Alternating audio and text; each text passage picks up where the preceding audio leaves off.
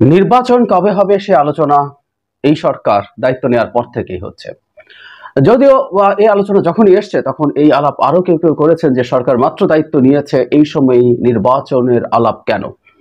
আমাদের মনে থাকার কথা, বিএনপি স্পেসিফিকলি প্রথম 3 মাসের মধ্যে নির্বাচন দিতে হবে, তারপর 6 মাসের মধ্যে নির্বাচন দিতে হবে, কিন্তু তারা রিয়ালাইজ করেছে যে এই আলাপটা তাদের হয়তো ওই সময় প্রিম্যাচিওর হচ্ছে, ফলে তারা পরবর্তীতে নির্বাচনের রোড ম্যাপ চাইতে শুরু করেছিলেন। ডক্টর ইউনূস সম্প্রতি আজারবাইজানে গেছেন জলবায়ু সম্মেলনে, সেখানে একটা সংবাদ সংস্থার সাথে সাক্ষাৎকারে নির্বাচন সম্পর্কে কয়েকটা কথা বলেছেন। সেটাকে আমরা কিভাবে দেখব সেটা একটু বোঝা দরকার আছে, এবং তিনি এই কথাগুলো যে প্রেক্ষাপটে বলেছেন সেই প্রেক্ষাপটও এখন ভাইটাল। তিনি বলছেন, আমরা হলাম অন্তর্বর্তী সরকার, আর তাই মেয়াদকাল যতটা সম্ভব সংক্ষিপ্ত হওয়া উচিত। একদম খুব স্পষ্টভাবে বলা হয়েছে। তিনি আরো বলেন, যেভাবে প্রতিশ্রুতি দেওয়া হয়েছে সেভাবেই একটি অবাধ এবং নিরপেক্ষ নির্বাচন আয়োজন করা হবে। উনি বলেন, কত দ্রুত নির্বাচন অনুষ্ঠিত হবে সেটি নির্ভর করবে কত দ্রুত গণতান্ত্রিক সংস্কার করা হচ্ছে তার উপর। এর জন্য দ্রুততার সাথে একটি মতৈক্য তৈরির আশা করছেন বলেও তিনি জানান। আমি এই জায়গাটুকু, উনি আরো অন্যান্য অনেক কথা বলেছেন, জলবায়ু ইস্যুতে কথা বলেছেন, এটা এক্সক্লুসিভ একটা জলবায়ু সম্মেলন ছিল। তো সেটার বাদ দিয়েও যদি নির্বাচনের প্রেক্ষাপটটা একটু নতুন আছে বলে আমরা মনে করি। আমরা খেয়াল করেছি নির্বাচন কবে হবে সেটা নিয়ে আবার একটু জোর গলায় আলাপ আলোচনা শুরু হয়েছে, এবং যে বিএনপি বেশ কিছুদিন ধরে চাইছিলেন যে একটা রোড ম্যাপ দেওয়া হোক, সেই বিএনপি এখন আশু বা দ্রুত নির্বাচন নিয়ে আলাপ শুরু করেছেন। এটা আমাদের সামনে এখন খুব ক্লিয়ার। এটার একটা স্পেসিফিক পয়েন্টও আছে, আমরা ধারণা করতে পারবো। সেটা হচ্ছে বৈষম্য বিরোধী ছাত্র আন্দোলন এবং নাগরিক কমিটি তারা কতগুলো তাদের চাওয়া বা দফা ঘোষণা করেছেন নিজেদের মতো করে, এবং তারা সরকারকে চাপ দিতে শুরু করেছেন।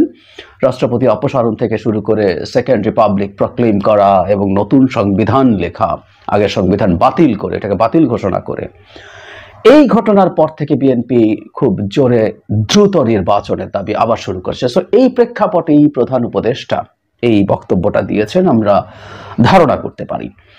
এখন কেন, বা এতে আমরা আদৌ কতটুকু কি মনে করব? আমরা প্রাথমিকভাবে মনে করব এটা যে প্রধান উপদেষ্টা দেশের প্রধান রাজনৈতিক দল বিএনপির জায়গা থেকে নির্বাচন চাওয়ার এই বিষয়টাকে অ্যাড্রেস করতে চাইছেন। মানে আমরা প্রায় বলি জনগণ নির্বাচন এখনই চায় না, দ্রুত চায় না, বহু পরে চায়, বা জনগণ নির্বাচন এখনই চায়।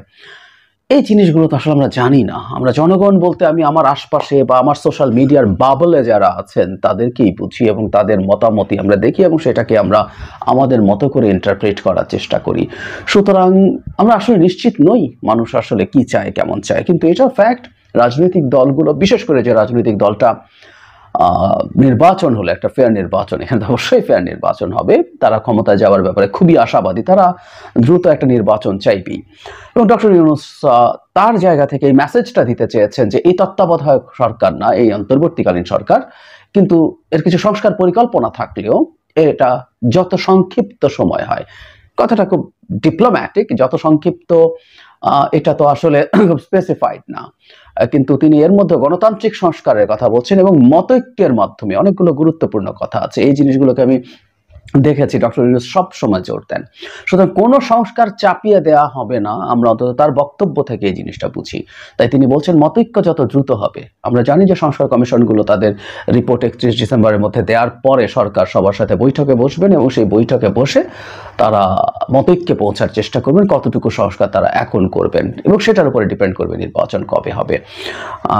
তাতে কিছু যদি কিন্তু তো আছেই, কিন্তু তিনি তার জায়গা থেকে এটা নিশ্চিত করতে চাইছেন, কারণ এই ধরনের একটা সমালোচনা বা ধারণা কারো কারো মধ্যে আছে যে এই অন্তর্বর্তীকালীন সরকারের কেউ কেউ আছেন যারা এই সরকারটাকে দূরে টেনে নিয়ে যেতে চান, এবং সংস্কার বা অন্যান্য অজুহাতে তারা এটাকে অজুহাত মনে করছেন, এই অজুহাতে তারা এই ক্ষমতা থেকে যেতে চান, এবং এটার জন্য শুধু সরকারের ভেতরে না, সরকারের বাইরে থেকেও অনেকের এক ধরনের উস্কানি আছে।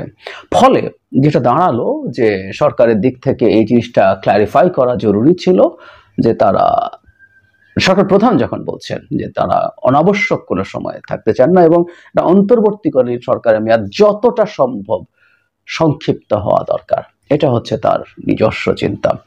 সো আমরা তাকে এই ব্যাপার নিয়ে বলবো সেটা হচ্ছে সরকারের অবস্থানটা ক্লিয়ার হয়েছে মোটামুটি, যদিও অ্যাম্বিগুইটি আছে, কিন্তু 100 দিন যাওয়ার পর আমার মনে হয় এবার যখন একটা ক্লিয়ার রোড ম্যাপ, মানে সরকারকে আসলে এবার স্পষ্ট একটা টাইম ফ্রেম দেওয়া দরকার আছে। টাইম ফ্রেম আসলে আরেকটা কারণেও জরুরি, এটা মনে রাখা দরকার, সেটা হলো প্রত্যেকটা রাজনৈতিক দল যারা ভবিষ্যতে বাংলাদেশ শাসন করবে, একটা দেশ গণতান্ত্রিক দলগুলো, রাজনৈতিক দলগুলো শাসন করবে, এটাই নিয়ম। তারা ভুল করতে পারে, তারা খারাপ চালাতে পারে, কিন্তু গণতন্ত্রের কথা যদি আমরা বলি তাহলে একটা গণতন্ত্র এভাবেই চলে, আর কোনো অল্টারনেটিভ নাই। সুতরাং তাদের নিজস্ব পরিকল্পনারও ব্যাপার আছে। যে কোনো দল যারা ক্ষমতায় যেতে পারে, যারা পারে না, যেই হোক না কেন, প্রত্যেকে তারা নির্বাচনকে ঘিরে তার পরিকল্পনা, সে একটা সময় দেখতে চায়। তাত্ত্বিকভাবে বলছে সময়টা যদি বেশিও হয়, সেই বেশি সময়টাও তার জানা দরকার আছে, এই সময়টাতে সে কিভাবে কি করবে। সুতরাং দলগুলোর পরিকল্পনার জন্য এটা জরুরি হয়ে পড়ছে বলে আমি মনে করি। আমি আশা করি সরকার 100 দিন পার হওয়ার পর নিজেদের মধ্যে বসবেন এবং তারা আসলে আরো স্পেসিফিক সময় দেওয়ার একটা চিন্তা ভাবনা করবেন। আমি জানি সংস্কার প্রস্তাবের পর আলোচনার ভিত্তিতে সেটি ঠিক হওয়ার কথা, কিন্তু মোটামুটি তারা এখনই রাজনৈতিক দলগুলোর সাথে একটু যোগাযোগ বাড়ানো এবং তাদের মোটামুটি একটা ধারণা তৈরি করা, এবং সেটার আভাস, পুরোপুরি স্পেসিফিক ডেট না দিলেও একটা আভাস তাদের নির্বাচন নিয়ে দেওয়া শুরু করা দরকার। কারণ নির্বাচনের ডেট এবং কবে নির্বাচন হচ্ছে এটা নিয়ে একটা অস্থিরতার শঙ্কা আমরা উড়িয়ে দিতে পারি না। কেউ চাইছেন, এমনকি রাজনৈতিক দলের মধ্যে কেউ কেউ আবার এই ব্যাপারে দ্বিমত প্রকাশ করছেন যে সরকার অনেক বেশি সময়ও থাকা উচিত। প্রত্যেকে তার রাজনৈতিক হিসাব আছে। সুতরাং এই হিসাব নিয়ে যদি মাঠের রাজনৈতিক দলগুলো নেমে পড়ে, এটাই সরকারের জন্য সামাল দেওয়া কঠিন হবে। সুতরাং সরকারের প্রোঅ্যাক্টিভলি, রিঅ্যাক্টিভলি না, প্রোঅ্যাক্টিভলি এই ব্যাপারটাকে ডিল করা দরকার, এবং আরো বেশ খানিকটা স্পেসিফিক তথ্য তাদের খুব বেশি সময় নেওয়া উচিত না দেওয়ার জন্য।